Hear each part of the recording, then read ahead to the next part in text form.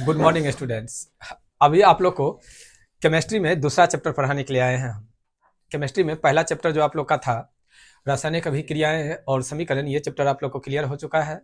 और आज जो चालू करने के लिए जा रहे हैं वो अम्ल, भस्म और लवण।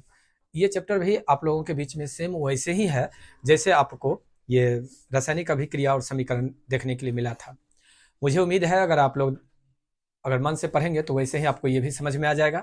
सेम वैसे ही टॉपिक है, जैसे उसमें क्वेश्चन बना दिए थे टॉपिक को, सेम इसमें भी बना हुआ है।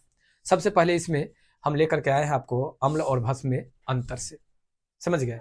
देखिए भस्म और अम्ल, तो देखिए यहाँ पर भस्म को क्या लिख दिया गया है, क्षार। आप लोग भी जानते हैं जो किताब में अम्ल, भस्म और लवण कहा है, लेकिन ये जो भस्म है उसी का दूसरा नाम क्या है, क्षार है। ये वो आपको हेडिंग में दिखाई दे रहा होगा ये फिगर। देखिए याद रखिएगा, ये है नॉर्मल। नॉर्मल मतलब कि उदासीन। इससे अगर इधर जाएंगे तो अम्ल, इधर जाएंगे तो क्षार। सबसे पहले हम आपको यहाँ पर एक ऑब्जेक्टिव क्वेश्चन का कमेंट करवा देते हैं।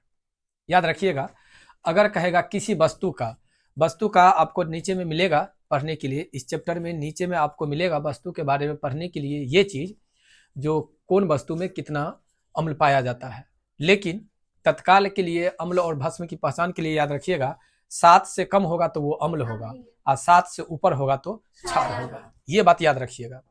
अब आपको ये डिपेंड करता है, जैसे अगर कहेगा, माना कि मतलब कह रहे हैं जो दही का पीएच मान इतना है तो उससे पता चल जाएगा, जो अगर 7 से कम है तो समझ जाइएगा जिसमें अम्ल की बात कर रहा है, अगर 7 से ज्यादा है तो समझ जाइएगा जी ये क्षार का बात कर रहा है। एक ऑब्जेक्टिव यहां से आपको क्लियर हो जाना चाहिए। देखिए दूसरा कहता है अम्ल और भस्म में अंतर। सबसे पहले यहीं से, क्योंकि हम लोग तो टॉपिक पढ़ने के लिए आए हैं। देखिए कहता है अम्ल का स्वाद खट्टा होता है और क्षार का स्वाद कड़वा होता है। यह नीला लिटमस पत्र को लाल कर देता है और ये लाल लिटमस पत्र को नीला कर देता है। अब बताइए, चार्ट करके तो देखने की बात है नहीं, हो सकता है केमिस्ट्री पर रहे जहरे हो तो हम प्रयोग करके देख सकते हैं। बाहर से तो लिटमस पत्र हमें दिखाई देगा जो कैसा है, हम डुबा करके देखेंगे, लिक्विड में डुबा करके देखेंगे। अगर लाल नीला वाला को डुबाएंगे, नीला लिटमस पत्र को डुबाएंगे, अगर लाल हो गया तो समझ जाएंगे जी ये अम्ल है। अगर लाल के अलावा कोई और कलर हुआ तो समझ जाएंगे जी ये अम्ल नहीं है। एक चीज क्लियर है। और वही बात इसमें है, यह लाल लिटमस पत्र को नीला लिटमस में बदल देता है। कहता है अम्ल का जलीय विलयन प्लस होता है, यानी हाइड्रोजन आयन प्लस होता है, और ये ठीक है हाइड्रोक्साइड आयन देता है यानी माइनस देता है। इसका पीएच मान 7 से कम होता है और इसका पीएच मान 7 से अधिक होता है। एग्जाम्पल के लिए कुछ नाम दिया हुआ है, याद रखिएगा, क्योंकि आपको भी कहता है, ठीक है, तीन अम्ल का नाम लिखे, 3 क्षार का नाम लिखे, ये आपको रहेगा, ठीक है, अति लघुत्तरीय प्रश्न में। अति लघुत्तरीय प्रश्न में अगर कहीं दिया रहे तो याद रखिएगा, एक है H2SO4, HCl और CH3COOH, ठीक है। तो हाइड्रोक्लोरिक अम्ल, ये क्या हो जाएगा आपको H2SO4 सल्फ्यूरिक अम्ल, हाइड्रोक्लोरिक अम्ल, और इसका बहुत बड़ा था तो इसका ठीक है साइट्रिक अम्ल। तीनों दिया हुआ है इधर से, सेम उसी प्रकार से आपको इधर से भी दिया हुआ है। 3 को दुइये को नहीं, हाँ एगो दे दीजिए ना, NaOH एगो नाम दे दीजिए। और उसके बाद ठीक है छोटका चलिए KOH, इस दोनों में से कोई एक याद कर लीजिएगा तो क्या हो जाएगा आपको, ठीक है। क्षार के बारे में अम्ल और क्षार में हो जाएगा अंतर। अब आइए अम्ल और क्षार में ऊपर में अंतर दे रहा है, ये देखिए यहां से क्वेश्चन चालू है आपको।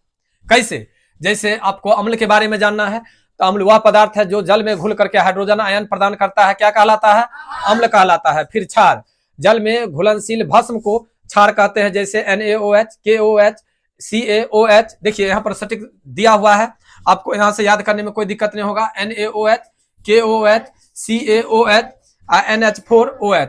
अब ऐसे याद रखिएगा, जिसके लास्ट में OH लगा रहेगा वो क्या कहलाएगा, क्षार कहलाएगा। जिसके लास्ट में क्या लगा रहेगा, OH, क्या कहलाएगा, क्षार। जिसके लास्ट में OH, क्षार। कोई दिक्कत? आइए आगे देखते हैं। कहता है सूचक वे पदार्थ होते हैं जो पदार्थ के अम्लीयता या क्षारीयता के गुण को दर्शाते हैं। एक तरह से हम कह सकते हैं एक प्रकार से सूचक के लिए, एक प्रकार से यहाँ पर के लिए यंत्र, नहीं, जिस यंत्र के माध्यम से हम ये पता करते हैं जो कौन अम्ल है और कौन क्षार है यानी भस्म है। अब देखिए सूचक के प्रकार, कहता है सूचक के 3 प्रकार होते हैं। एक होता है प्राकृतिक सूचक, एक होता है कृत्रिम सूचक, एक होता है गंधीय सूचक। ठीक है, प्राकृतिक सूचक बड़ा शॉर्ट में ये चीज आपको एक्सप्लेन करके उसमें भी नहीं दिया हुआ है, भारतीय भवन के भी किताब में ऐसे करके नहीं दिया हुआ सूचक के कितने प्रकार होते हैं। तो ध्यान रखिएगा, सूचक के कितने प्रकार? 3, एक प्रकृति सूचक, एक कृत्रिम सूचक और एक गंधीय सूचक। प्रकृति सूचक में लिटमस पत्र, हल्दी, चाइना गुलाब। कृत्रिम सूचक में मिथाइल ऑरेंज और फिनोलिफ, क्या है, फिनोल फैथेलीन। हाँ, यह नाम में होता था प्रॉब्लम। जब भारतीय भवन का हम किताब पढ़ा रहे थे तो एक बार में हमारा कहा जाएगा नाम लिखने मतलब बोलने के लिए, तो इसमें थोड़ा गड़बड़ा जाते थे। जैसे कोशिका का डिफिनेशन में, कोशिका का डिफिनेशन में क्या होता है? जीवों की संरचनात्मक, तो संरचनात्मक और क्रियानात्मक में हमारा दिक्कत हो जाता था, तो क्रियात्मक। उसी प्रकार से यहाँ पर फिनोल फलेथीन, ठीक है। और एक है गंधीय सूचक में आपको प्याज और लौंग। ये 3 ऐसे सूचक हैं, ये जो नाम है, इस नाम के जरिए हम लोग अम्ल और भस्म की पहचान कर सकते हैं। ठीक है, आप लोग को एक मिला था डायग्राम भी भारतीय भवन की किताब में, जिसमें दिया हुआ था जो लिटमस पत्र को अगर हम डालते हैं तो नीला से लाल कैसे होता है और लाल से नीला कैसे होता है। नहीं, आइए देखते हैं इसका आगे। कहता है क्या? शक्ति के आधार पर अम्ल को 2 भागों में बांटा गया है, एक प्रबल और एक दुर्बल। वे अम्ल जो जल में पूर्णतः आयनित होते हैं उसे प्रबल अम्ल कहते हैं, HCl, H2SO4, HNO3। और हाँ, देखिए अम्ल होना चाहिए, अम्ल होना चाहिए। और ये तनिया मिस है टाइपिंग का, ये जो टाइप जब किया जाता है ना, देखिए हाँ ये है, यहाँ पर मिस है, इससे तो पता चल रहा है ना आपको जी, ये अम्ल का परिभाषा है। ठीक है ना, आइए देखिए ये क्षार का परिभाषा है। ये शक्ति के आधार पर अम्ल के 2 प्रकार होते हैं, तो अम्ल के तो एक दुर्बल अम्ल एक प्रबल अम्ल होता है। ठीक है, लेकिन यहाँ पर तनिया प्रबल क्षार लिखा गया और दुर्बल क्षार लिखा गया है। ध्यान रखिएगा सभी आदमी, एक बार यहाँ पर देखिए बड़ा अच्छा टॉपिक को पकड़ ली है लड़की। जो शक्ति के आधार पर अम्ल को जो 2 भागों में बांटा गया है, एक प्रबल अम्ल और एक दुर्बल अम्ल। तो प्रबल अम्ल और दुर्बल अम्ल के बदला में यहाँ पर लिखा गया प्रबल क्षार और दुर्बल क्षार। तो ये ध्यान रखिएगा, दुर्बल क्षार का यहाँ पर सही डिफिनेशन है, लेकिन प्रबल क्षार का यहाँ पर गलती है, क्योंकि यहाँ पर होना चाहिए प्रबल अम्ल। प्रबल अम्ल में HCl, H2SO4, HNO3 है। ठीक है, तो तत्काली देख लेते हैं। देखिए दिया ही नहीं वो चीज को, हाँ चलिए रोको तो उसको। देखिए आपको थोड़ा इसमें PDF में थोड़ा प्रॉब्लम हो गया था, तो उसको हम आप लोग के बीच में इसको क्लियर कर दिए। आप समझिए, इसको पूरे को मिटाना पड़ता, इसलिए हम इसको रहने दिए हैं, और इसके बदला में है यहाँ पर, और यहाँ का दूसरा जो था है यहाँ पर हम लिख दिए हैं। पहले समझ लीजिए, प्रबल अम्ल नहीं दिखाई दे रहा है ये, ठीक है, क्योंकि ये इमेज है और हम इमेज पर लिखे तो थोड़ा तो कंफ्यूजन होगा। अगर हम कोई भी कलर ले रहे हैं तो यहाँ पर पूरा हाईलाइटेड नहीं हो रहा था, तो हम आपको ठीक है समझा देते हैं, समझ लीजिए। ये सबसे पहले समझ लीजिए अम्ल और भस्म।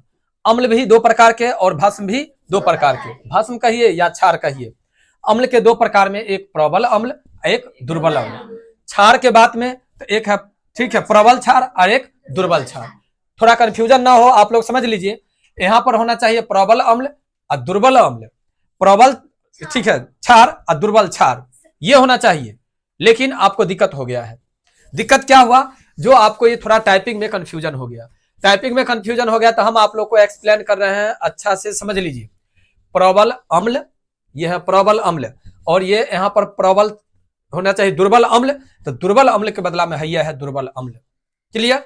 अब आइए यहाँ पर अगर हम लेते हैं दुर्बल क्षार, भैया इसका प्रबल क्षार हो गया। आपको कंफ्यूजन था, दोनों क्लियर कर दिए। प्रबल अम्ल आइए दुर्बल अम्ल, दुर्बल क्षार और प्रबल क्षार, याद रहेगा। अम्ल के कितने प्रकार? 2। क्षार के कितने प्रकार? 2। अम्ल के कितने प्रकार? 2। तो दोनों प्रकार में एक है प्रबल अम्ल, है दुर्बल अम्ल। क्लियर? देखिए, वे अम्ल जो जल में पूर्णतः आयनित होते हैं उसे हम प्रबल अम्ल कहते हैं, और वे अम्ल जो जल में आंशिक रूप से ठीक है आयनिक होते हैं दुर्बल अम्ल कहलाते हैं। क्लियर? आइए पहले देख लेते हैं प्रबल क्षार को, तब आएंगे दुर्बल क्षार पर। वे क्षार जो जल में पूर्णतः आयनिक होकर के OH यानी माइनस प्रदान करते हैं वो कहलाते हैं आपको प्रबल क्षार, और ये जो आंशिक रूप से आयनित होते हैं वो कहलाते हैं दुर्बल क्षार। आइए, प्रबल अम्ल में HCl और दुर्बल अम्ल में आपको CH3COOH। क्लियर? अब है आपको प्रबल क्षार में NaOH और दुर्बल क्षार में है NH4OH। क्लियर? लगभग क्लियर हो गया होगा। अगर ये क्लियर हो गया तो अब तो कोई दिक्कत नहीं।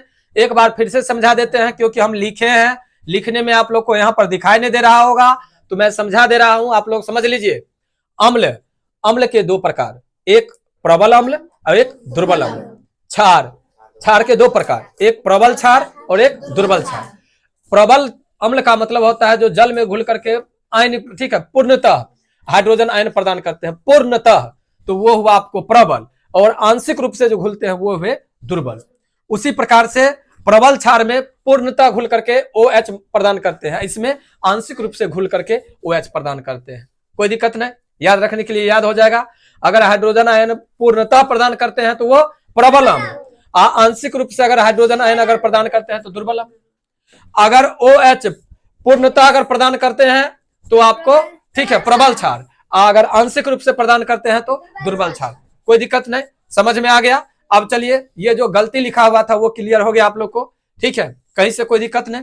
आगे आ जाइए, आगे आ जाइए, थोड़ा और आगे।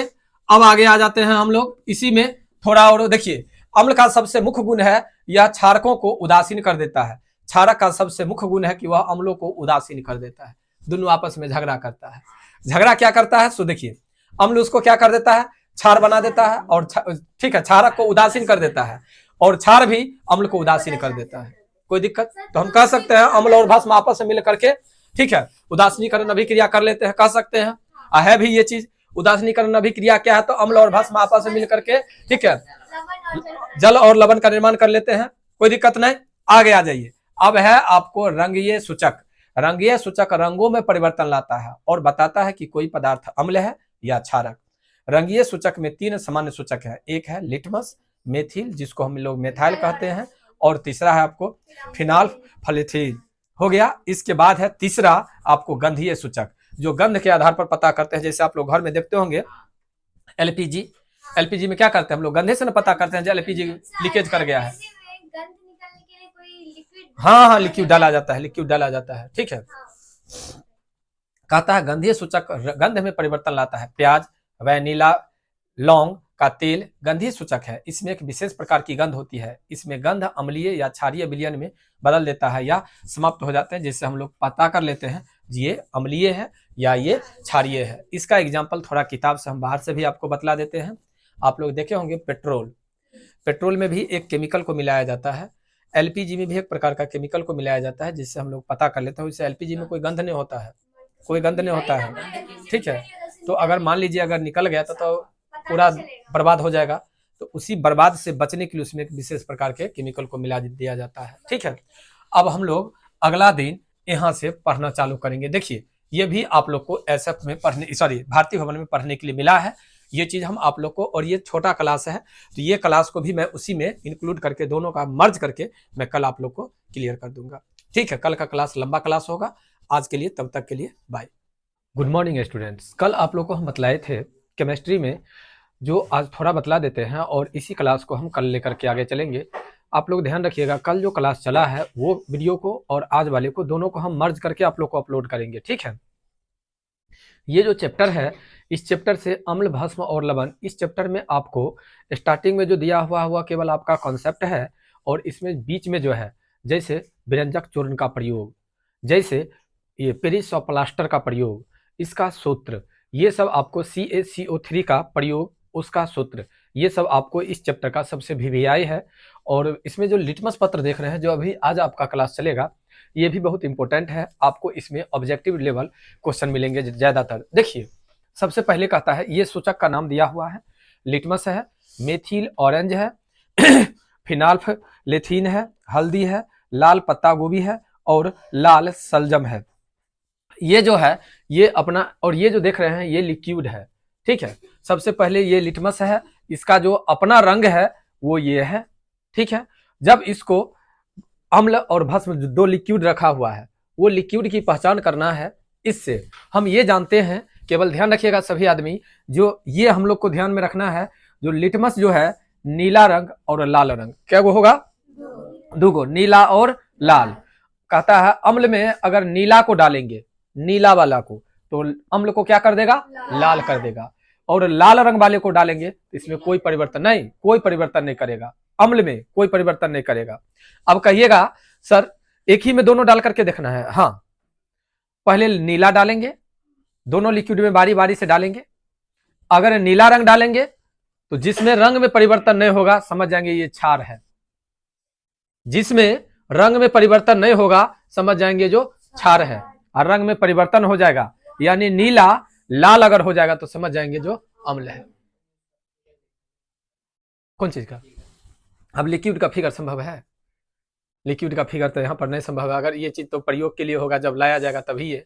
हम आपको केमिस्ट्री जब शुरू किए थे बउआ उसी समय में हम कहे थे स्टार्टिंग क्लास 10th में जो केमिस्ट्री हम लोग केवल कल्पना करके पढ़ सकते हैं, केवल कल्पना कर करके पढ़ सकते हैं। अब बताओ अगर H2SO4 की बात अगर करेंगे तो बउआ तुम कहोगे सर H2SO4 कैसा है, ला करके दिखाई, तो संभव है? नहीं संभव है। तो उसी प्रकार से लिक्विड लाना संभव तो नहीं है। चलिए कल्पना में आप समझ लीजिए। फिर कहता है हम लाल रंग वाला लिटमस उठाएंगे, लाल रंग वाला, और लिक्विड में डाल देंगे। अगर लिक्विड का रंग में परिवर्तन अगर नहीं हुआ तो हम समझ जाएंगे ये क्या है, क्षार नहीं, अम्ल है। नीला है लाल है दोनों है, देख रहे हैं ना। तो बउआ बैठ जाओ ना, बैठ जाओ ना जल्दी से। एक तो लेट आए हो आधा घंटा, फिर खड़ा होकर के बात करते हो गया, बैठ जाओ। देखो एक बार बउआ तुम लोग समझ लो, तुम्हारे किताब से थोड़ा अलग है नोट्स। ये है तुमको नीला और ये है लाल। अगर लाल रंग के लिटमस पत्र को, लाल रंग के लिटमस पत्र को दो रंग के लिक्विड में, दोनों रंग मतलब जो लिक्विड है वो लिक्विड कौन अम्ल है और कौन भस्म है इसकी जानकारी हम लोगों को नहीं है। हम लाल रंग के लिटमस को उठा करके एक लिक्विड में डाले, अगर लिक्विड का रंग में परिवर्तन नहीं हुआ तो समझ जाएंगे कैसा है, अम्ल, सॉरी लिक्विड क्या है, अम्ल है। अगर लिक्विड में परिवर्तन हो गया तो क्षार है। यानी लाल लिटमस पत्र नीला अगर हो गया तो क्षार होगा, अगर रंग में परिवर्तन नहीं हुआ तो अम्ल होगा। आइए अगर नीला रंग को लेते हैं, नीला रंग वाले लिटमस पत्र को लेते हैं, अगर वो दोनों लिक्विड में बारी बारी से गिराते हैं, अगर लाल रंग हो गया तो समझ जाएंगे जो अम्ल है, और रंग में परिवर्तन नहीं हुआ तो वो क्षार है। समझ में आ गया? एक लिटमस का तो पहचान क्लियर। आइए अब मेथिल ऑरेंज है, ये इसका रंग कैसा होता है, नारंगी कलर का। अगर हम दोनों लिक्विड में डालेंगे, अगर लिक्विड का रंग लाल अगर हो गया तो अम्ल है, और अगर पीला हो गया तो क्षार है। कोई दिक्कत? आइए फिनाल्फथलीन, अब ये जो है ये रंगहीन है, इसका कोई रंग नहीं है, रंगहीन नहीं यानी समझिए पानी टाइप का है। अगर इसको हम ठीक है अम्ल में गिराएंगे यानी दोनों लिक्विड में बारी बारी से देंगे तो रंग में अगर परिवर्तन नहीं हुआ तो समझ जाएंगे जो अम्ल है। अगर गुलाबी रंग का हो गया तो क्षार है। आइए एक और है देखने के लिए, हल्दी। हल्दी तो लगभग आप लोग देखे हैं, गांव में किसान लोग उपजाते हैं। इसका रंग कैसा होता है, पीला। दोनों लिक्विड में गिराएंगे, अगर रंग में परिवर्तन नहीं हुआ तो अम्ल है, अगर रंग में परिवर्तन हो गया यानी कैसा रंग, लाल भूरा रंग का अगर हो गया तो क्षार है। आगे देखिए बउआ, आगे देखिए लाल पत्ता गोभी, कहता है इसका रंग जो होता है लाल बैगनी होता है, और दोनों लिक्विड में गिराएंगे, अगर रंग में परिवर्तन नहीं हुआ तो अम्लीय, और अगर हरा रंग हो गया तो क्षारीय। फिर है आपको लाल सलजम। सलजम का जो रंग होता है कैसा होता है, बैगनी कलर का। दोनों लिक्विड में गिराएंगे, अगर रंग में परिवर्तन नहीं हुआ तो अम्लीय, और पीला रंग में अगर परिवर्तित हो गया तो क्षारीय। आपको फिर यहाँ पर है हाइड्रोजियाप का फूल, इसका रंग कैसा होता है, नीला। अगर रंग में परिवर्तन नहीं हुआ तो अम्लीय, अगर गुलाबी रंग हो गया तो क्षारीय। आइए प्याज, एक विशेष प्रकार का इसमें गंध होता है। प्याज का तो गंध देखे है ना, अगर गंध में परिवर्तन नहीं हुआ तो अम्ल, अगर गंध समाप्त हो गया, अगर साफ सूंघने के बाद नहीं मतलब कुछ स्वाद का पता चला गंध का, तो वो होगा क्षार। अब है लौंग का तेल, इसमें भी एक विशेष प्रकार की गंध होती है। अगर गंध में अगर नहीं चेंजिंग हुआ तो अम्ल, और गंध में अगर परिवर्तन साफ ठीक है, गंध में परिवर्तन नहीं के बराबर हुआ दोनों यानी सेम टू रह जाएगा, इसमें कंफ्यूजन होगा थोड़ा। वह नीला है, एक विशेष प्रकार का इसमें भी गंध है। कहता अगर गंध में परिवर्तन नहीं हुआ तो अम्ल, और गंध समाप्त हो गया तो क्षार। आइए ये तो था बउआ आपको अम्ल और भस्म की पहचान सूचक के माध्यम से। आइए ऑरहेनियस के अनुसार अम्ल और भस्म की परिभाषा, ये लोग क्या अम्ल और भस्म का परिभाषा दिए वो चीज को अब आप लोग थोड़ा समझ लीजिए। ठीक है, ऑरहेनियस के द्वारा, ऑरहेनियस जो दिए आपको ये परिभाषा क्या दिए, सो ध्यान दीजिए। इनके अनुसार और हेनियस के अनुसार, पहले जो आपको पढ़ाए थे वो इन्हीं का था, और हेनियस के ही द्वारा कहा गया था जो अम्ल होते हैं वह जल में घुल करके क्या देते हैं, हाइड्रोजन प्लस यानी H प्लस प्रदान करते हैं, ये इनका कहना था और हेनियस का कहना था। और OH माइनस प्रदान करता है, वो आपको क्षार होता है। देखिए कुछ एग्जाम्पल, HCl को जब अभिक्रिया करवाया जाता है तो H प्लस यानी हाइड्रोजन और क्लोरीन का निर्माण होता है, जो क्लोरीन माइनस होता है और हाइड्रोजन प्लस होता है। उसी प्रकार से यहाँ पर H2SO4 को अभिक्रिया में लाया गया है तो H यहाँ पर प्लस प्रदान होता है, SOI जो है वह माइनस प्रदान होता है। ये कुछ एग्जाम्पल है। NHO3 को जब अभिक्रिया करवाए तो H प्लस में और NO3 माइनस में। CH3COOH को जब हम आपस में अभिक्रिया किए तो H प्लस में और CH3COO माइनस में। दिखाई दे रहा है। आइए H2CO3 ये जब आपस में अभिक्रिया किया तो H प्लस और CO3 माइनस में आ गया। आइए इसके बाद देखते हैं थोड़ा आगे की ओर। इधर ये तो था अम्ल, अब है आपको इधर से कहता है हाइड्रोजन आयन प्लस जलीय विलयन में स्वतंत्र में रूप में नहीं रहते हैं, या जल के अणु में जुड़ करके हाइड्रोनियम आयन H2O यानी जल बना देते हैं, जैसे H प्लस H2O H3O। अब आइए क्षार, किनके अनुसार, और हेनियस के अनुसार। क्षार वह पदार्थ है जो जल में घुल करके आयन OH माइनस देता है, जैसे NaOH, Na प्लस OH। देखिए Na प्लस है और OH माइनस है। ये हम पहचान आप लोग को बतलाए थे। केवल अगर H लगा रहेगा तो समझ जाएंगे अम्ल है, और OH लगा हुआ है तो क्षार है। कोई दिक्कत नहीं नहीं नहीं नहीं, उपकरण अम्ल और भस्म जब आपस में मिलते हैं तब लवण और जल का निर्माण होता है, ठीक है, उसका कोई नहीं। आइए देखते हैं। कहता है सभी क्षारक जल में घुलनशील नहीं होते हैं, जल में घुल करके घुलनशील क्षारक को क्षार कहते हैं। सभी क्षार क्षारक होते हैं लेकिन सभी क्षारक क्षार नहीं होते हैं। जैसे कहता है सभी, ये जो क्या था वो क्वेश्चन, सभी जल यौगिक होते हैं, और कुछ ऐसे करके एक 9th क्लास में पढ़े थे ना क्वेश्चन, उसी प्रकार से यहाँ पर कहा है। ये चीज को एकदम ध्यान में रखिएगा।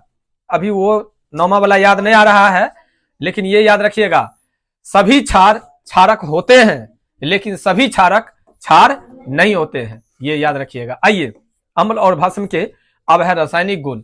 ये तो थे जो दिखाई दिया आपको भौतिक गुण। आइए रासायनिक गुण थोड़ा कठिन है, इसको याद रखिएगा। कहता धातु अम्ल से अभिक्रिया करके हाइड्रोजन को विस्थापित कर लवण तथा हाइड्रोजन गैस बनाते हैं। धातु का नाम दिया हुआ है Zn और लवण का नाम दिया हुआ है H2SO4। जब दोनों आपस में अभिक्रिया करता है तो देखिए कहता है हाइड्रोजन को विस्थापित करके, कर रहा है ना, हाइड्रोजन को विस्थापित करके उसका स्थान ग्रहण कर लेता है। तो देखिए ये H2 है, इसको विस्थापित करके Zn आ गया और हाइड्रोजन को यहाँ पर मुक्त कर दिया। दिखाई दे रहा है ना, मुक्त हो रहा है, मुक्त हो रहा है। यह है आपको मुक्त होने का और उसको विस्थापित करने का। देखिए दूसरा, धातुओं की सक्रिय श्रेणी में हाइड्रोजन से ऊपर के धातु तनु अम्ल के साथ अभिक्रिया कर हाइड्रोजन गैस बनाते हैं, और नीचे वाले धातु Cu, Hg, Ag, Au, Pt इत्यादि तनु अम्लों से आदि क्रिया करके हाइड्रोजन गैस मुक्त नहीं करते हैं। ये यहाँ पर ये जो नाम दिया है थोड़ा इसको याद रख लीजिएगा, है धातुएं, लेकिन ये सब अभिक्रिया में भाग नहीं लेते हैं यहाँ पर, यानी अभिक्रिया में तो भाग लेते हैं लेकिन हाइड्रोजन गैस मुक्त नहीं करते हैं, लेकिन और जो है वो हाइड्रोजन गैस मुक्त करते हैं। ठीक है, केमिस्ट्री है, केमिस्ट्री में कुछ अपवाद्य होती है, उसको याद रखना बड़ा जरूरी होता है। तीसरा इसका रूल है रासायनिक अभिक्रिया का, ऐसा विलयन जिसमें जल की मात्रा अधिक और अम्ल की मात्रा कम होती है उसे तनु अम्ल कहते हैं। ठीक है, अब है सांद्र अम्ल, ऐसा विलयन जिसमें जल की मात्रा कम और अम्ल की मात्रा अधिक होती है उसे हम सांद्र अम्ल कहते हैं। देखिए अब है आपका एक क्वेश्चन, और ये क्वेश्चन बहुत भी आई है। बर्तन से दिखाई दे रहा होगा, और बर्तन में चम्मच में क्या रखा हुआ है इससे दिखाई दे रहा होगा। ये क्या है बाबू? दही। कहता है दही या खट्टे पदार्थ को पीतल या तांबे के बर्तन में क्यों नहीं रखना चाहिए। ये आपका एनसीईआरटी का क्वेश्चन है। कहता है दही एवं खट्टे पदार्थ में अम्ल पाया जाता है, और अम्ल धातु से अभिक्रिया कर लवण तथा हाइड्रोजन गैस बनाते हैं, अतः धातु के बर्तन जैसे पीतल, तांबा आदि में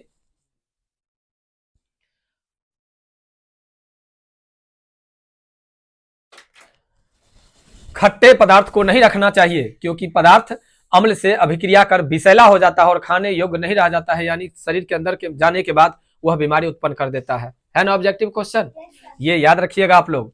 दूसरा है धातु कार्बोनेट तथा धातु हाइड्रोजन कार्बोनेट अम्ल के साथ अभिक्रिया कर धातु कार्बोनेट या धातु हाइड्रोजन कार्बोनेट प्लस अम्ल जब दोनों मिलता है तो लवण तथा कार्बन डाइऑक्साइड गैस और जल जैसे, ठीक है, जल को निष्कासन करता है। ये जो यहाँ पर दिया हुआ है देखिए थोड़ा मिस है, फिर यहाँ पर ये चीज को हम फिर एक्सप्लेन कर देते हैं आप लोग को, ध्यान दीजिएगा। ये है आपका मेन टॉपिक, धातु कार्बोनेट तथा धातु हाइड्रोजन कार्बोनेट को अम्ल के साथ अभिक्रिया, समझ गए, अभिक्रिया, बात खत्म है। अब यहाँ पर दिया है कार्बोनेट ले लीजिए या धातु हाइड्रोजन ले लीजिए। कार्बोनेट में आपको हो गया ये कार्बोनेट प्लस अम्ल, कोई एक कार्बोनेट ले लीजिए और एक अम्ल ले लीजिए। जब दोनों आपस में अभिक्रिया करता है तो कौन चीज का निर्माण करता है, लवण का, कार्बन डाइऑक्साइड गैस का और जल का। तो कार्बोनेट में यहाँ पर लिया है Na2CO3 प्लस HCl, ये आपको हाइड्रोक्लोरिक अम्ल है ना, पढ़े हैं। जब दोनों आपस में अभिक्रिया करता है तो NaCl, ठीक है, सोडियम क्लोराइड यानी लवण है, और यहाँ पर देख रहे हैं जल, जल का निर्माण हुआ H2O और यहाँ पर कार्बन डाइऑक्साइड के रूप में, ठीक है, गैस निकला। ये जो दिया हुआ है थोड़ा कंफ्यूजन में था तो हम आप लोग को बतला दिए। एक दूसरा एग्जांपल ये है NaHCO3 और HCl, जब ये दोनों आपस में अभिक्रिया करता है तो NaCl और जल के साथ साथ कार्बन डाइऑक्साइड गैस निकलते हैं। ये दोनों है, ये जो है आपको, ठीक है, अम्ल और भस्म के रासायनिक गुण। तो आप जानते हैं जब रासायनिक गुण आपको धातु अधातु का पढ़े थे, धातु अधातु चैप्टर में जो 8वां क्लास में धातु अधातु के भौतिक गुण पढ़े थे, रासायनिक गुण आपको 10वां क्लास में पढ़ने के लिए मिला था। तो भौतिक गुण तो सबको याद है, अभी भी याद है क्लास में सबको, लेकिन भौतिक गुण में रासायनिक गुण में तो थोड़ा कंफ्यूजन है ना। उसी प्रकार से यहाँ भी आपको अम्ल और भस्म के भौतिक गुण कहा तो वो तो आप लिटमस पत्र से पता कर सकते हैं, ठीक है, उसके डिफिनेशन से पता कर सकते हैं, लेकिन रासायनिक गुण को थोड़ा कंसस होकर के आपको याद करना पड़ेगा। देखिए कहता है चूने के पानी कार्बन डाइऑक्साइड गैस प्रवाहित करने से CaCO3 यानी कैल्शियम कार्बोनेट बनने के कारण चूने का पानी दुधिया हो जाता है। कभी देखे होंगे चूना जो खरीद करके ले जाते हैं घर में पोताई करने के लिए, उसको देखे हैं नाद में उसको गलाते हुए, केवल नॉर्मल पानी रहता है, चूना को ऐसे पानी में, नाद में पानी में क्यों डाला जाता है? वही डाला जाता है गलाने के लिए। जैसे ही पानी में डाला जाता है कि पानी से अभिक्रिया कर लेता है और अभिक्रिया करके वो खदकने लगता है, वहां पर हाँ अगल बगल के लोगों को, बच्चा सबको खास करके भगा दिया जाता है, भाग जाओ पक जाएगा, कहते हैं देखना तुम, कुछ देर तक छोड़ दिया जाता है, जब फिर वो पूरा से गल जाता है तब लोग मिला करके उससे फिर पोताई करते हैं, देखे है ना। तो वही दिया हुआ है यहाँ पर, देखिए कहता है क्या, अधिक CO2 गैस प्रवाहित करने से CaCO3 घुलनशील HCO3 का होल ट्वाइस बन जाता है, जिससे दुधिया रंग गायब हो जाता है। फिर इसी को अगर नॉर्मल बनाना रहता है तो फिर अभिक्रिया करवाया जाता है, समझ गए। अब कहता है क्या, घोल को गर्म कर पुनः दुधिया किया जाता है, यानी विशेष प्रक्रिया करके यहाँ पर बतलाया जाता है जो कैसे हम कैल्शियम कार्बोनेट को यानी चूना पत्थर को दुधिया बना सकते हैं, फिर दुधिया को कैसे अभिक्रिया करवा करके शुद्ध जल बना सकते हैं, फिर शुद्ध जल को कैसे हम अभिक्रिया करवा करके दुधिया बना सकते हैं, वह स्टेप आपको इसमें दिया हुआ है, ठीक है।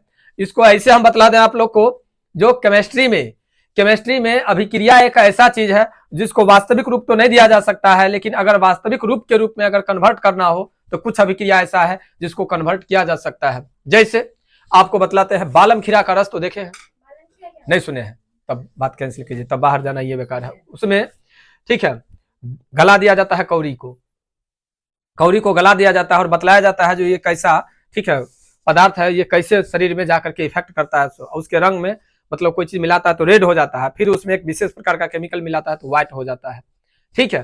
तो उसी प्रकार से ये अभिक्रिया है। अभिक्रिया करने के बाद कहा जाता है जो रासायनिक अभिक्रिया हुआ होती है जिसमें अवस्था परिवर्तन के दौरान पुनः उसको उसी अवस्था में नहीं लाया जा सकता है, ठीक है। लेकिन ये जो लिक्विड है, खास करके चूना पत्थर वाला लिक्विड, इसको हम लोग प्लेन पानी के रूप में कन्वर्ट कर सकते हैं। ये हम लोग किए हुए भी थे। ये जो प्रयोग है, ठीक है, जब हम इंटर क्लास में बीआरबी कॉलेज में पढ़ रहे थे तो उसमें सर हम लोग से प्रयोग करवाए थे केमिस्ट्री लैब में ले जा करके। कभी अगर बीआरबी कॉलेज जाने का मौका मिलेगा तो पोखर है एक बीआरबी कॉलेज में, बीच में पोखर के सटा करके लैब है जिसमें आपको केमिस्ट्री का लैब है, फिजिक्स का लैब है और बायोलॉजी का लैब है, तीनों का।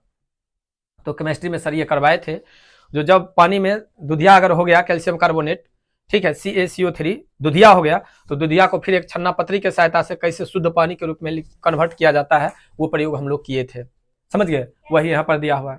दुधिया हो गया ना, तो एक छन्ना पत्री आता है, छन्ना पत्री पर ऊपर से फिर उसी को लिक्विड को यानी दुधिया लिक्विड को यानी पानी को छाने ना, तो नीचे में शुद्ध पानी निकला और वो जो दुधिया कलर था वो ऊपर छन्ना पत्री पर रुक गया। अब पीने की बाद खराबी तो ऑटोमेटिक करेगा ना, क्योंकि CaCO3 मिला हुआ है, लाख हम उसको छन्ना पत्री से ऊपर छान लिए, कलर ना चेंज हो गया, फिर जैसा था वैसा हो जाएगा, लेकिन उसमें अंश तो जरूर रहेंगे ना। आइए अब कहता है क्या, अम्ल के साथ धात्विक ऑक्साइड की अभिक्रिया, कहता है अम्ल धात्विक ऑक्साइड से अभिक्रिया करके लवण तथा जल बनाते हैं। देखिए CuO को जब हम HCl के साथ अभिक्रिया करवाते हैं तो CuCl2 प्लस में H2O का निर्माण होता है। CuCl2 यानी ठीक है, कॉपर क्लोराइड जो है वो लवण है और जल का निर्माण होता है। आइए अब है आपको धातु ऑक्साइड को क्षारीय ऑक्साइड भी कहते हैं, धातु ऑक्साइड को क्षारीय ऑक्साइड कहते हैं। कैसे कहते हैं, तो देखिए एक एग्जांपल कहता है कॉपर ऑक्साइड, देखिए काला चूर्ण तनु HCl यानी हाइड्रोक्लोरिक अम्ल जब अम्ल में घुल जाता है और विलयन का रंग नीला कर देता है, यानी नीला हरित ये जो दिखाई दे रहा है नीला कलर का, यानी काला टाइप का, नीला में गहरा काला है, मतलब गहरा है जिसके कारण क्या दिखाई दे रहा है, काला, ठीक है। आइए अब है क्षारक के रासायनिक गुणधर्म, ये था आपके अम्ल के रासायनिक गुणधर्म, अब है इधर क्षार के रासायनिक गुणधर्म। यहाँ पर फिर तनिया कंफ्यूजन होगा, यही आपका कंफ्यूजन वाला टॉपिक है, ये टॉपिक के बाद आप लोग को कंफ्यूजन नहीं होगा, इसलिए इस चीज को थोड़ा बारीकी से ध्यान से समझिएगा।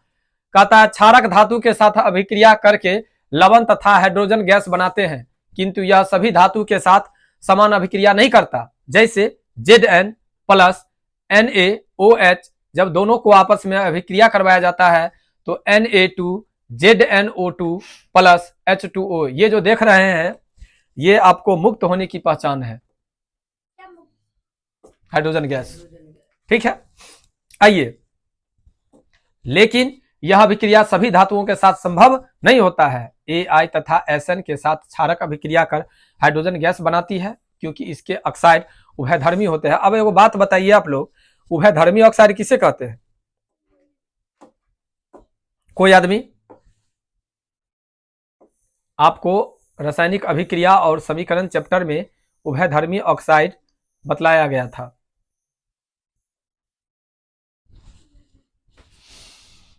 नाम से पता चल रहा है उभय, जो दोनों में हो, पता चल रहा है। रेडॉक्स अभिक्रिया जो था, क्या मतलब बात करते हैं आप लोग, विश्लेषण जरूरी होता है ना। कहता है क्षारक के साथ अधात्विक ऑक्साइड की अभिक्रिया, क्षारक अधात्विक ऑक्साइड से अभिक्रिया करके भी लवण और जल बनाते हैं। जैसे देखिए फिर यहां पर दिया कौन चीज का एग्जांपल, CaCO3, तनिया CaCO3 का नाम बतलाओ, अनुराधा कथी होता है, जा तू रुन झुन यार, Ca है तो कैल्शियम ना है, तब CO3 क्लोराइड यानी कैल्शियम क्लोराइड होगा, यहाँ पर calcium carbonate, sorry calcium carbonate, क्या बात करती है यार, अगर Cl रहता तब कैल्शियम क्लोराइड होता, कैल्शियम कार्बोनेट है, तब ऊपर अभी तक हम कितने बार कैल्शियम कार्बोनेट बोल दिए हैं, फिर भी गलती करती हो। अधात्विक ऑक्साइड की प्रकृति अम्लीय होती है, किंतु सभी अधात्विक ऑक्साइड अम्लीय नहीं होती है, ठीक है। कौन कौन नहीं होती है, तो H2O, CO, N2O और NO, ये जो है अधात्विक ऑक्साइड, इसमें अम्ल की मात्रा नहीं होती है। आइए थोड़ा और देखते हैं, अम्ल एवं क्षार कैसे आपस में अभिक्रिया करते हैं। सो कहता है जल एवं क्षारक एक दूसरे से अभिक्रिया कर लवण तथा जल बनाते हैं, यह एक दूसरे को उदासीन कर देता है, इसलिए इस अभिक्रिया को उदासीनीकरण अभिक्रिया कहते हैं। और उदासीनीकरण अभिक्रिया आप लोग वहां पर भी पढ़े थे, अम्ल और भस्म आपस में अभिक्रिया करके लवण और जल बनाते हैं, जिसे हम लोग उदासीनीकरण अभिक्रिया कहते हैं, ठीक है। आइए आगे थोड़ा देख लीजिए, ये चैप्टर थोड़ा बड़ा है इसलिए इसमें समय लगेगा। कहता है जलीय विलयन में अम्ल तथा क्षार की क्रिया, अम्ल तथा क्षारक केवल जलीय विलयन में ही आयन उत्पन्न करते हैं, जल की अनुपस्थिति में अम्ल एवं क्षारक के अणुओं में आयन पृथक नहीं किया जा सकता, यानी अलग नहीं किया जा सकता है। जल की उपस्थिति में अम्ल एवं क्षारक से आयन पृथक होते हैं, यानी जब जल रहेगा, जब उसको आपस में अभिक्रिया करवाएंगे तभी ये पगलेला रहे कि रे।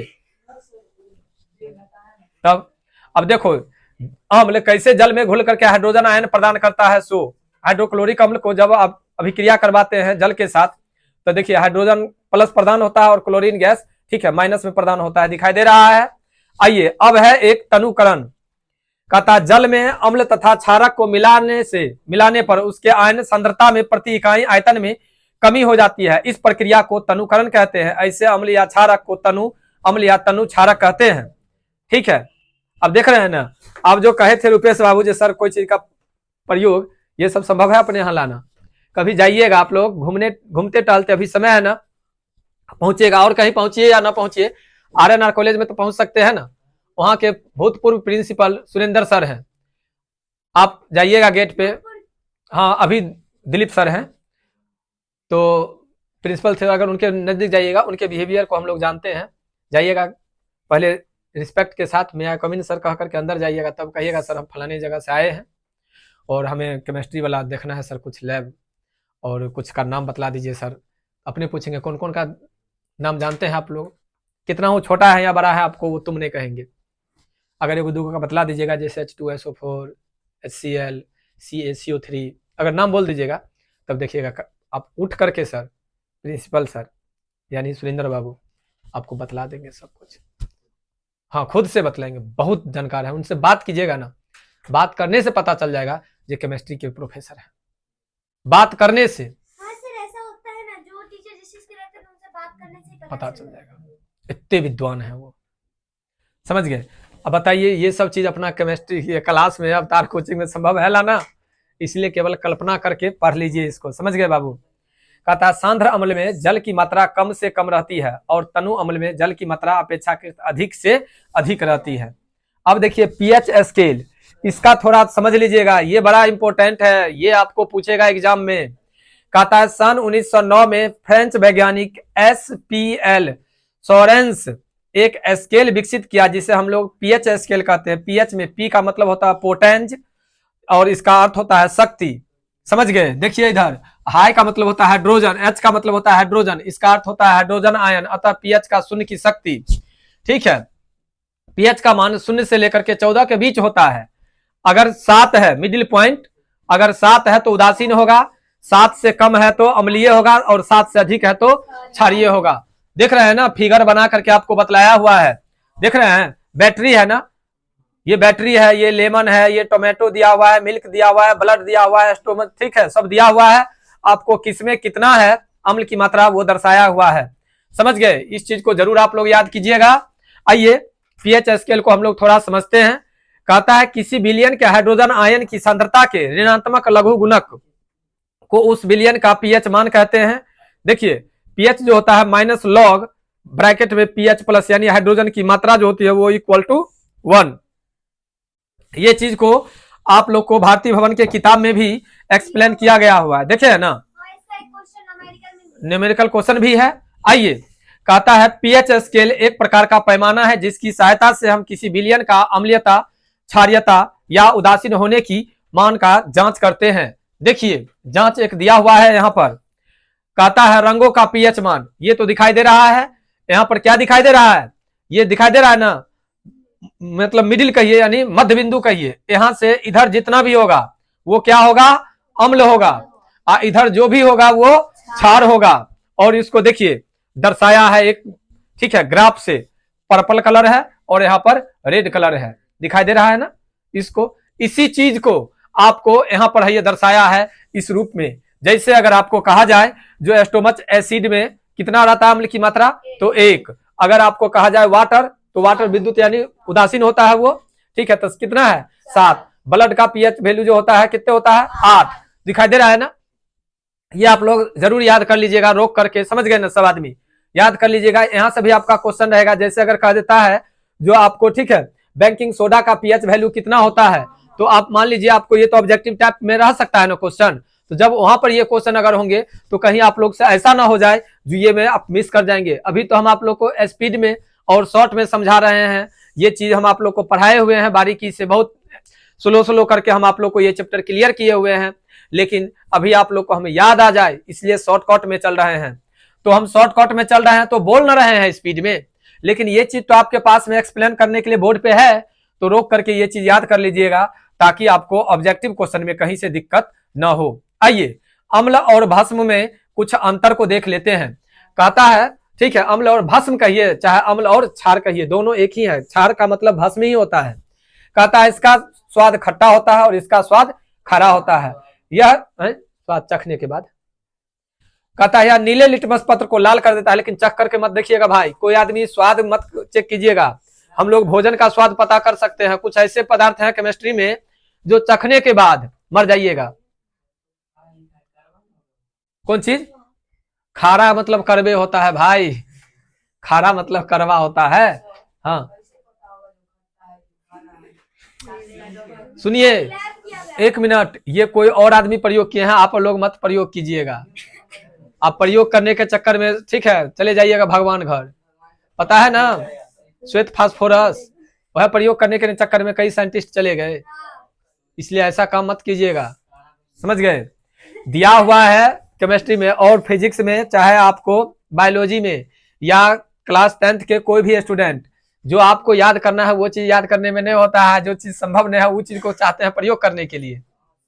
जाइएगा घर पर, आइए प्रयोग कीजिएगा, चाट करके देखिएगा सल्फेस के, ठीक है। मर जाइएगा तो मरने लगेगा तखनी कहिएगा रत्ने सर अवतार कोचिंग वाले कहे थे हमरा चाटने के लिए, हमरो ले चलिएगा अंदर में खिचड़ी खाएंगे। आप तो चले जाइएगा, हम जिंदगी भर रहेंगे बर्बाद भेल। ये सब काम नहीं, ये केवल पढ़ने के लिए है, केवल पढ़िए। अम्ल और भस्म की पहचान चाट करके हम लोग नहीं करेंगे, समझ गए। कहता है यह नीले है, ये प्रयोग कर सकते हैं। ये नीले लिटमस पत्र को लाल कर देता है और ये लाल लिटमस पत्र को नीला कर देता है। ये मेथिल ऑरेंज को लाल कर देता है या मेथिल ऑरेंज को पीला कर देता है। यह जल में घुल करके हाइड्रोजन आयन प्रदान करते हैं और ये जल में घुल करके हाइड्रोजन ठीक है OH- प्रदान करते हैं। इसका मान 7 से कम होता है और इसका मान 7 से अधिक होता है। ये आपको ठीक है 6 गो अंतर दिया हुआ है, इसमें से 4 गो भी अंतर अगर आप लोग याद कर लीजिएगा ना तो काम अम्ल और भस्म में हो जाएगा, ठीक है। आगे आइए देखिए, अम्ल और भस्म में और दिया हुआ है सभी क्षारक जल में विलय नहीं होते हैं और सभी क्षार जल में विलय होते हैं। सभी क्षारक क्षार में विलय नहीं होते हैं और सभी क्षार क्षारक नहीं होते हैं। ये तो अंतिम अभी जो पढ़ाए उसी से है, तो ये थोड़ा ठीक है नॉर्मल है, क्षारक और क्षार में अंतर है, ठीक है। आइए हाँ हाँ हाँ तो इफेक्ट करता नहीं है, शरीर में इफेक्ट करता नहीं है, लेकिन ये धीरे धीरे करता है तो हम लोग नहीं समझ पाते हैं। वो सब्जी को जो ताजा बनाया रखता है, जो मतलब कि फ्रिज में रख करके, हाँ। वो सब जहर है। आप एक बात हम आपको स्टार्टिंग क्लास में हम क्लास इन किए थे और आप लोग को बिना हम कहे सुने दही के बारे में बतलाया। क्या है दही? जो ठंडा है हम लोग खरीद करके लाते हैं, जरा सोचिए क्या वो कल का दही होगा? कभी भी नहीं। वो 8 दिन 10 दिन 15 दिन का भी दही हो सकता है, तो वो ठंडा करके ठीक है हम लोगों के पास तक वो पहुंचाता है। वो जहर है, हाँ उसको मत खाइए, ये समझ लीजिए। हाँ और कोई आदमी नहीं समझते हैं, जैसे गेहूं को पुराने जमाने के लोग क्या करते थे, गेहूं को बोरा में पैक करके अब भुस्कार में रख देते थे भुस्सा के साथ, काहे? ताकि उसमें घुन न लगे, सूरा न लगे। और अभी जमाना डिजिटल है, लोग एगो मतलब डिब्बा पैकेट में एगो जो पैक करते हैं बोरा, उसमें एगो सल्फस के रख देते हैं और कुछ पाउडर रख देते हैं उसमें, ठीक है। बउआ कपड़ा में बांध करके रख दे, हम कपड़ा में बांध देते हैं, तुमको भर दिन सुंघाते हैं, एक दिन में तू मर जाएगा, है कि नहीं? और तो और बड़का खतरा वाला काम क्या करते हैं अपने पेरेंट्स लोग सो जानते हैं, वो चट्टी का बोरा रहे चाहे प्लास्टिक का बोरा रहे, ओइमे एगो अंदर पन्नी रख देते हैं जो ओकर गैस बाहर ना निकले। कितबो धो देंगे बउआ, कितबो धोआ जाएगा, धोने से गैस निकल जाएगा? 1 साल भर मान लो उस पैक में रहा नहीं, और एक बाद आई निकाल दिए, तनिया सुखा दिए, धो दिए, कहे हाँ भग लेकर गैस खत्म हो गए सल्फस वाला। देखिएगा जब जो पैकेट खुलता है तो सल्फस जो रहता है वो पूरे भेल रहता है गर्दा, देखिए ना। इसलिए बउआ अभी हम आप लोग को पढ़ा रहे हैं, जो पेरेंट्स अगर सुनेंगे, जो हमारे इस वीडियो को देखेंगे, जरूर उनसे रिक्वेस्ट किया जाए जो लोग सल्फस का प्रयोग ना करें। अगर एक निश्चित तापक्रम पर अगर गेहूं को चाहे मकई को या चावल को सुखाएंगे और सूखे जगह पर अगर रखेंगे, ठीक है, हाँ तब सूरा नहीं लगेगा। और अगर ज्यादा उनको अगर परेशान कर रहा है चूहा भी परेशान कर रहा है, सूरा भी कर रहा है, तो अगल बगल में दीवार पर वो छिड़काव करें नॉर्मल कीटनाशक का, न कि हाई, क्योंकि हम लोग खाते हैं, मानव हैं, उस समय तो पता नहीं चलता है, लेकिन उसका साइड इफेक्ट है। और यही कारण है, हाँ यही कारण है आज हम लोग ठीक है रोग से ग्रसित हैं, समझ नहीं पाते हैं और रोग से ग्रसित हैं। अभी जो आप लोग कहे जो दही दही दही, वो दही जो भोज में हम लोग खाते हैं, वही दही खाने के बाद पैर हाथ में दर्द चालू होता है, वही फ्रीज वाला दही रहता है। पहले देखते होइएगा गांव वार में भोज होता तो 4 दिन पहले बहुत दूर दूर के लोग ग्वाला सब आते थे दूध पहुंचाने के लिए। गांव के बड़े बुजुर्ग सब जो जानते थे 10 आदमी से दूध को उबालते थे, जब दूध लाल हो जाता, सोनगर गमकने लगता, तब उससे दही जमाते थे। वो दही अगर आप भर पेट भी खा लेंगे ना, केवल और केवल दही, तो आपके शरीर में कोई साइड इफेक्ट नहीं होगा। लेकिन जमाना तो होते जा रहा है डिजिटल, क्या जरूरी है दूध मंगाने का, क्या जरूरी है उबालने का, चलो 10 गो डिब्बा खरीद करके ले आओ, वही सुधा वाला बांट दो, बढ़िया रहे, सुधा का रहे, ठीक है। तो कथी है, गोदान का है, फलना का है, चिलना का है करके लोग बांट करके लोगों को बर्बाद कर देते हैं। अरे कंपनी बदलल है, लोगो बदला हुआ है, चीज तो वही है ना, किसी में तनिया ज्यादा केमिकल है और किसी में थोड़ा कम केमिकल है, लेकिन है तो वही चीज। इसलिए आप लोग समझिए। आगे आइए, कहता है दैनिक जीवन में पीएच का महत्व। पाचन तंत्र में पीएच की भूमिका। मुंह में पीएच का मान में परिवर्तन से दंत क्षय होता है, यानी दंत क्षय मतलब समझते हैं, दांत जो पीला हो जाता है, दांत में जो पिलवा लग जाता है, दांत जो कमजोर हो जाता है, वह पीएच मान से। कहता है क्या, हमारे शरीर का पीएच मान 7.0 से लेकर के 7.8 के बीच ही होता है।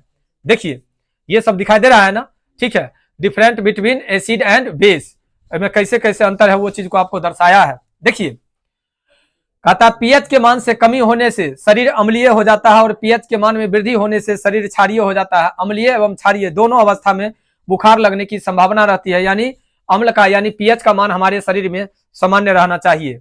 अगला है अम्लीय वर्षा। जब वर्षा के जल का मान 5.6 से कम हो जाता है तो उस स्थिति में होने वाले वर्षा को हम लोग अम्लीय वर्षा कहते हैं। वैसे भी अम्ल, ये जो वर्षा होती है उसमें अम्ल की मात्रा होती है, क्योंकि 7 से कम में रहता है, तो 7 से कम है तो ऑटोमेटिक है जो अम्ल रहेगा उसमें। हाँ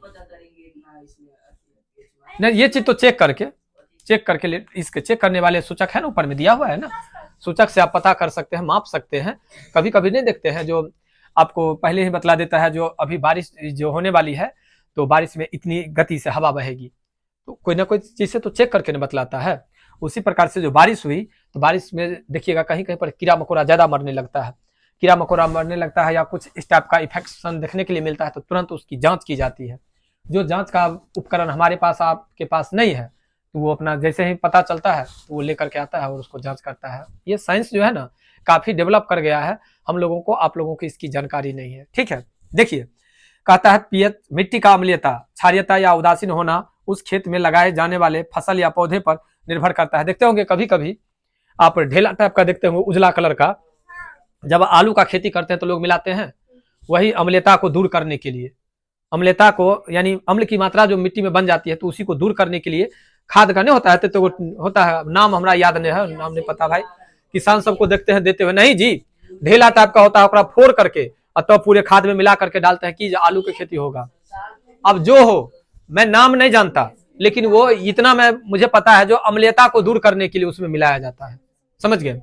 उसके बाद देखते होंगे इसका चूना का प्रयोग करते हैं अम्लीयता दूर करने के लिए। पेड़ पौधा में जब मंजर लगने लगता है तब तो उसके जड़ को रंग देते हैं, देखे हैं, थोड़ा देखने में भी सुंदर लगता है, लेकिन सुंदरता बाद में, पहले उसकी अम्लीयता को दूर करने के लिए ताकि उसमें कीड़ा ना लगे।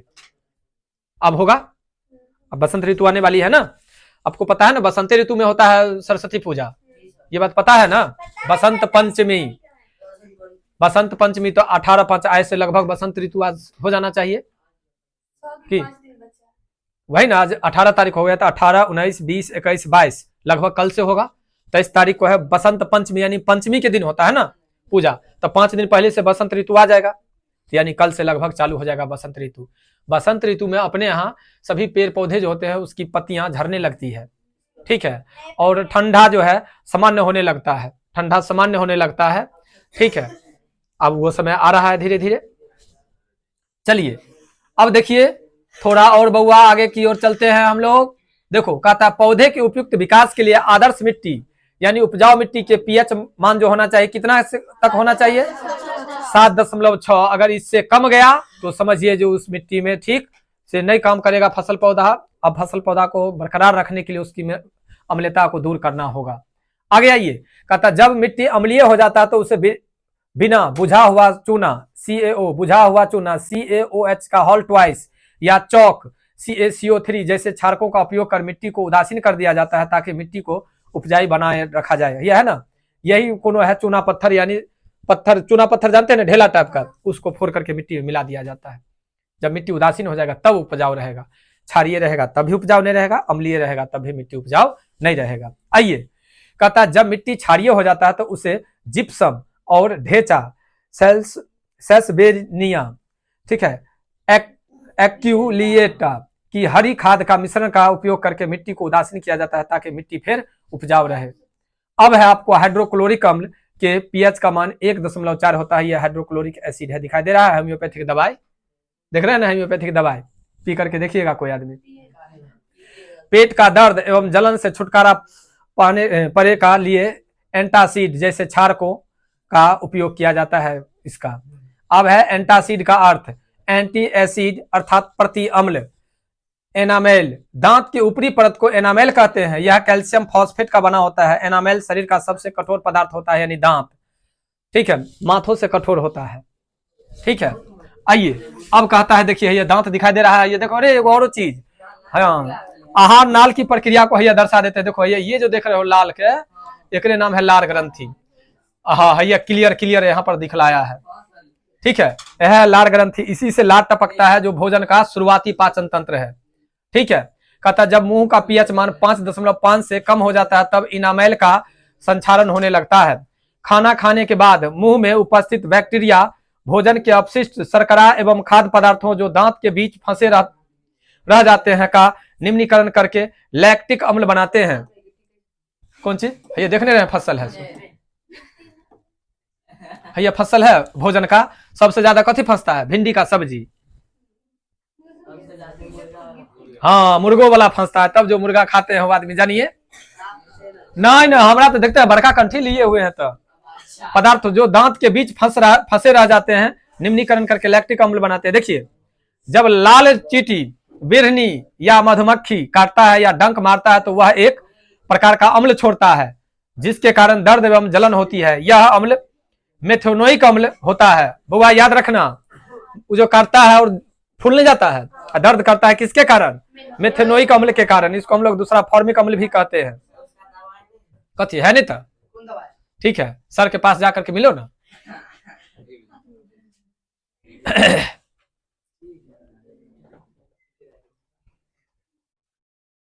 अब है लवण। कहता अम्ल एवं क्षारक का विभिन्न तत्वों से अभिक्रिया के द्वारा लवण का निर्माण होता है। इतने अभी हम लोग अम्ल और लवण के बारे में पढ़े थे। एगो ये थोड़ा स्पीड में हम बतला देते हैं और उसके बाद एक दिन का और क्लास होगा, तब जाकर के ये क्लियर होगा, अभी नहीं हो पाएगा। कहता अम्ल एवं क्षारक का धातु के साथ अभिक्रिया Zn प्लस H2SO4 आपस में अभिक्रिया करता है तो हाइड्रोक्लोरिक यहाँ पर हाइड्रोजन को मुक्त करता है और इसके, ठीक है, यानी इसको विस्थापित कर देता है और इसका स्थान ग्रहण कर लेता है Zn। देखिए, ये एक तरह से कह सकते हैं विस्थापन अभिक्रिया का उदाहरण। एक तत्व दूसरे तत्व या यौगिक को विस्थापित करके उसका स्थान ग्रहण कर लेता है, उसे हम विस्थापन अभिक्रिया कहते हैं। देखिए, H2 को विस्थापित करके उसका स्थान ग्रहण कर लिया है। फिर है Zn प्लस NaOH। देखिए यहाँ पर NaO को क्या कर दिया है, सॉरी है H को विस्थापित करके उसका स्थान ग्रहण कर लिया है ना। तो ये दोनों आपको अम्ल और क्षार के बीच की अभिक्रिया है। कहता है धातु ऑक्साइड अम्ल से अभिक्रिया करके लवण बनाते हैं। लवण का भी देखिए यहाँ पर CaU प्लस HCl, समीकरण का चिन्ह CuCl2 प्लस H2O। अब लवण के जो गुण होते हैं वो है, लवण प्रायः ठोस होते हैं, इसका द्रवणांक एवं क्वथनांक उच्च होता है, ये जल में घुलनशील होते हैं, इसके जलीय घोल विद्युत का चालन करता है। लवण परिवार, समान आयनों वाले लवणों को लवण का परिवार कहा जाता है, जैसे NaCl एवं Na2SO4 सोडियम लवण के परिवार हैं क्योंकि इसका दोनों समान धन आवेश Na सोडियम आयन से बनता है। अब आइए कुछ और परिवार को जानते हैं। कहता पोटेशियम लवण, सोडियम लवण, कैल्शियम लवण, मैग्नीशियम लवण, कॉपर लवण, अमोनिया लवण, सल्फेट लवण, क्लोराइड लवण, नाइट्रेट लवण एवं कार्बन लवण सल्फेट लवण के ही प्रकार है, यानी लवण के ही, ठीक है, परिवार के सदस्य हैं। अब है लवण का पीएच मान। उससे पहले आप लोग देखे थे अम्ल और भस्म का पीएच मान, अब लवण का पीएच मान। कहा था अम्ल एवं क्षारक के बीच अभिक्रिया से लवण बनता है जिसकी प्रकृति उदासीन होती है। इसका पीएच मान 7 होता है, यानी नेट 7। ठीक है, उदासीन का कितना होता है? 7। KCl, KNO3, K2SO4, NaSO4 ये सब जो है ठीक है लवण है और इसका पीएच मान 7 होता है। सभी लवणों की प्रकृति उदासीन नहीं होती है। जब कोई लवण प्रबल अम्ल एवं दुर्बल क्षारक से बनता है तब लवण की प्रकृति अम्लीय हो जाती है। इससे आगे आप लोग को हम ठीक है नेक्स्ट क्लास में चालू करेंगे। तत्काल के लिए बाय।